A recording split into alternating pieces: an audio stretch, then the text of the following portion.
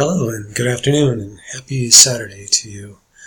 I wanted to give a quick presentation on Module 6, the Teacher-Directed and Teacher-Student Shared Inquiry. Always remember the strongest stars have hearts of Kyber. So the guiding questions for this screencast are about what is Teacher-Directed Inquiry, what is Student-Teacher Shared Inquiry, and how do these different approaches to inquiry affect the curriculum/classroom. So what is teacher-directed inquiry? Well, I think it's pretty much close to the traditional instruction method, somewhat like preparing a meal for guests, where, hey, we start with things we know and love, think about what is appropriate for the guests, and tailor our delivery according to the needs of their guests. Some of the common models for eliciting responses and engagement in the classroom are: you are blank, an astronaut, a scientist. What if, Joe flew to the moon without an oxygen tank, or some sort of claim or judgment about something, like, oh, well, what do we think about giving free medical care to everybody in the land? Things like that. And as well, the 10 steps for creating unit plans were part of the chapter, and I thought that was pretty interesting, and I like the inclusion of a step about ethics and that kind of thing. I thought it was pretty important for students of all ages to reflect on their values, like why do we care about this or that, or it just gets them on the road to thinking about their decision-making processes and how they feel about things. So what is teacher-directed inquiry? Well, what do we have here? Content, the ideas that are the heart of the unit, objectives, what we want the student to do, problematic situations. I thought that was, I don't know as a child going through school whether these sort of questions were ever posed to us, like problematic situations, or even soliciting responses from the students about what they think was a problem that they had to try to solve or apply their own knowledge to. Resources and strategies, long-range plans that challenge students, assessments, designing a means for measuring what they've learned in the particular unit. Let's move on to teacher-student shared inquiry. Students have a share in the decision-making processes. They identify what they're curious about and what they think is important.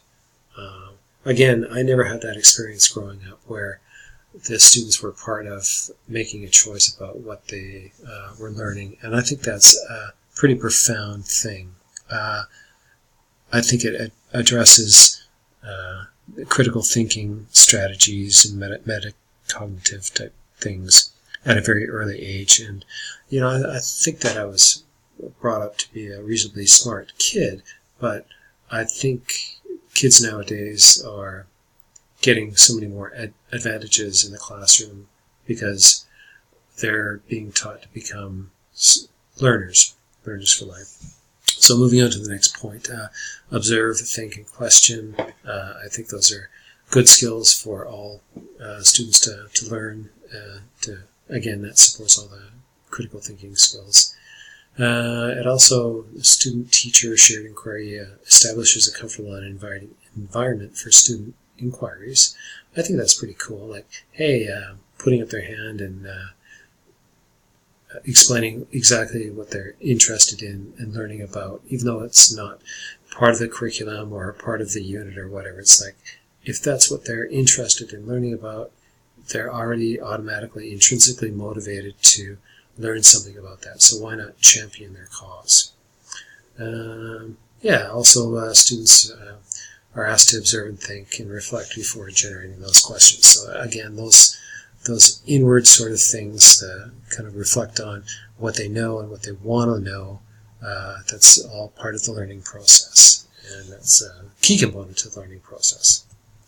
How do these approaches differ in the curriculum in a classroom? Well, I think the whole what we know, what we want to know, how we can learn that stuff, what were L, N, A, and Q, what we expect to learn, how do we apply what we learn, and what new questions we might have. Those are kind of like overarching sort of things for students to learn.